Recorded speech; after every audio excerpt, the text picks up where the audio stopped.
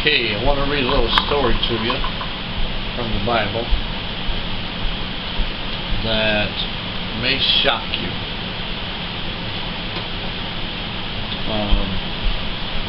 It's a part where Christ calms the sea, but it's how that he did, how he was led to do it.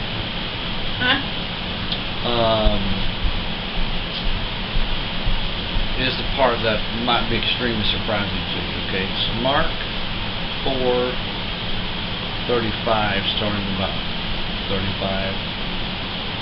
It's only about 5 or 6 verses here, so it shouldn't get too awful boring for you charismatic folks.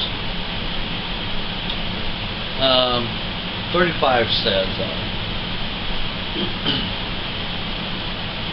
and the same day, when the evening was come, he said to them, let us pass over to the other side. He's talking to his disciples. And they were going to cross over the Sea of Galilee, or the Tiberias Sea, or it had a few different names there.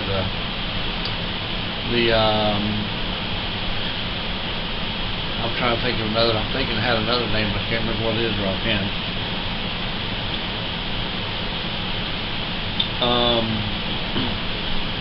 I think one place called it the Great Sea, and another one was called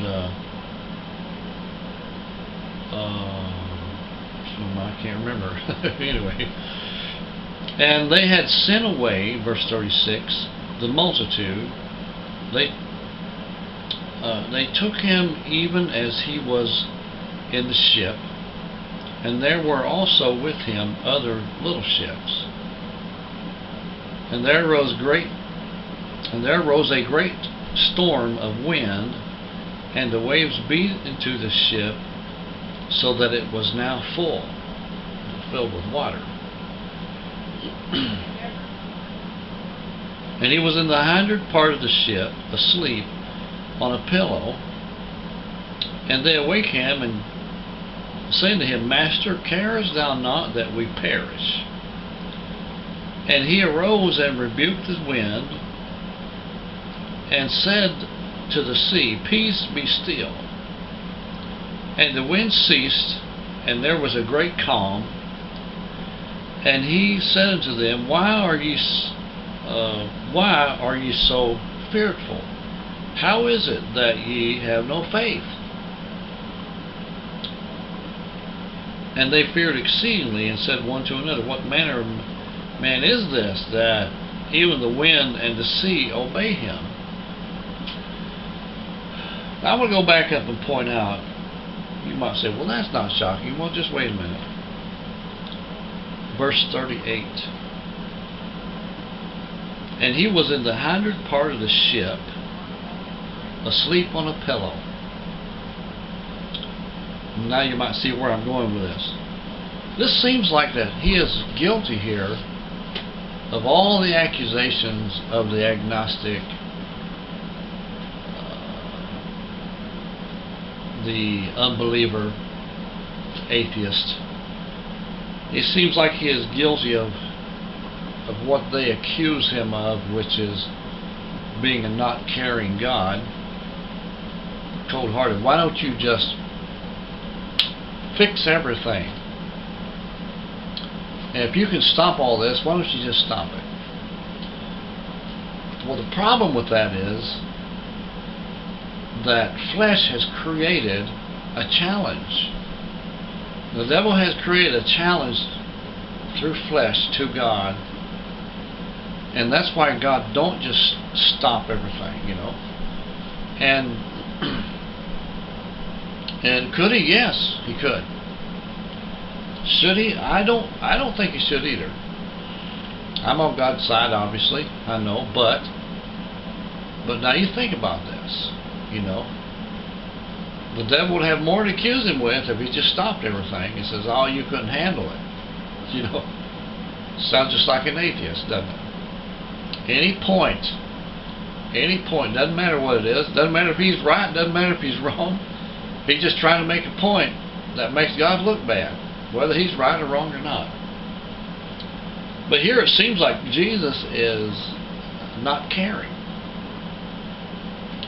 And then after they awoke him and says, "Don't you care?" then he immediately stopped the whole ordeal.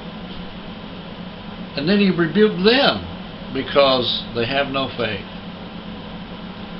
And this is the whole story. This is the whole thing right here. Just like in the book of Job, it was all about faith, believing in God. Just like everything God's taking me through right now is to see if I'm going to believe God. See if I would trust Him. See if I believe Him to take me through those things that He said that He would do. See if He will perform His word before me. If He has before, why should I doubt it? Just because I'm suffering, I'm going to doubt God? You know? What about those that suffered and have failed? That's between them and God. I don't know. I cannot answer that. I just can't answer that. I can't answer for somebody else, but I can answer for me. You know? And God has performed His word before me, and God will perform His word again. And if you learn to trust, you know, that's what Christ, He rebuked them because they had no faith. That the Lord would, you know, why didn't they cry out to God, you know? Well, they did cry out to God. They cried out the same, but their cry was, "Save us." Why didn't they rebuke the wind? I guess is what I'm saying. Why didn't their faith stop the turmoil like ours supposed to, you know? Jesus said, "These things that I do, you will do in the greater."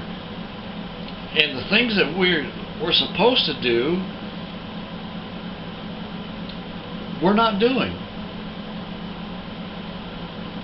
And the things that we're capable of, according to Christ,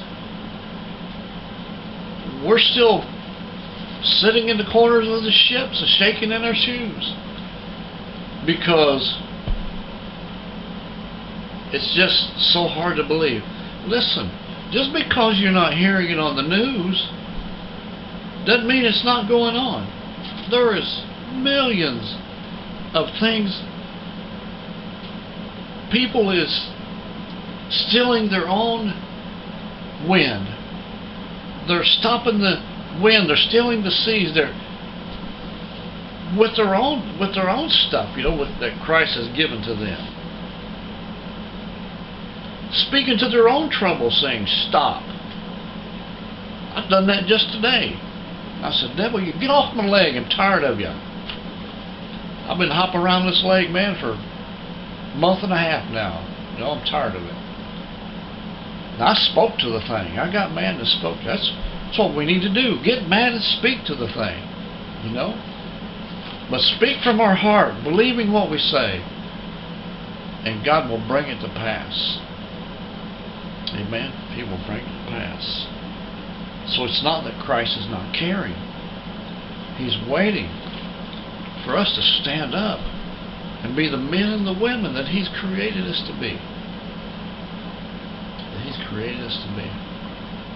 Amen. It seems like we can do everything but trust God anymore. Isn't that something? God bless. Thank you for joining me. See you again tomorrow with another great subject right here. I hope. Crossing the Middle Ministry.